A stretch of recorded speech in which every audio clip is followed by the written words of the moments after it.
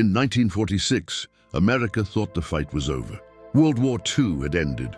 Soldiers were coming home, streets were packed with parades, flags were everywhere, and people believed democracy had won. But in one small town, Athens, democracy wasn't just broken, it was dead. There was no foreign army here, no tanks, no invasion. The people in charge wore badges, controlled the ballots, and ruled the town through fear. And one night, the same men who had fought for freedom overseas decided they weren't done fighting yet. This time, it would be at home. For years, McMinn County was basically run like a private operation.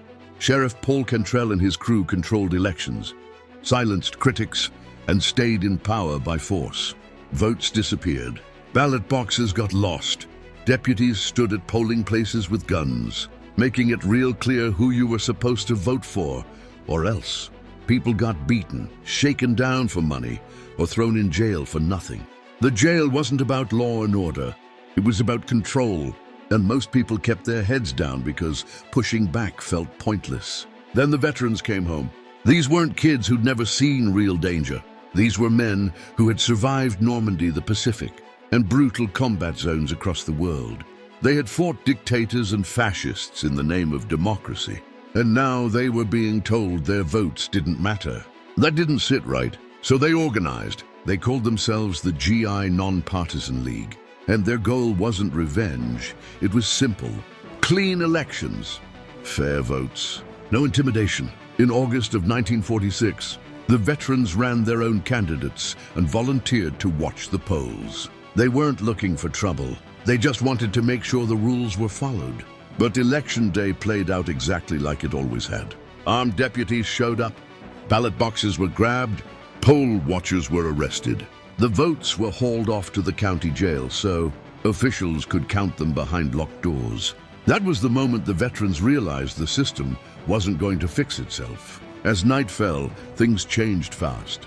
The veterans armed themselves: rifles, ammunition, the kind of gear they knew how to use. Some of them had barely taken off their uniforms months earlier. They surrounded the county jail and demanded the ballot boxes be handed over. The officials refused. Then shots were fired. Tear gas went flying.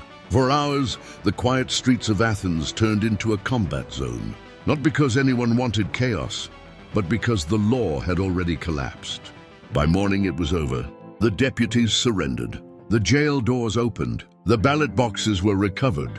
The votes were counted honestly for the first time in years. The corrupt machine that had ruled McMinn County fell apart in a single night. And then something unexpected happened. The veterans put their guns down and went home. No takeover, no new strongmen, no power grab. The job was done. The state stepped in soon after. The corrupt officials were removed. Voter intimidation stopped. Elections became fair again. But outside of Tennessee, the story faded away. It didn't fit the clean post-war image of America.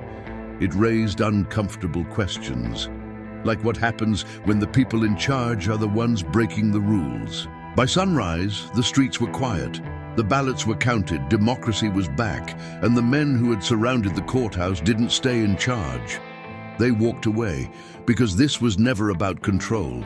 It was about accountability. The Battle of Athens didn't change the Constitution, it enforced it. And it stands as a reminder that democracy isn't automatic. It doesn't survive just because we talk about it. Sometimes it survives because ordinary people decide they've had enough. And the real danger isn't when citizens challenge the system. It's when they stop believing it belongs to them at all.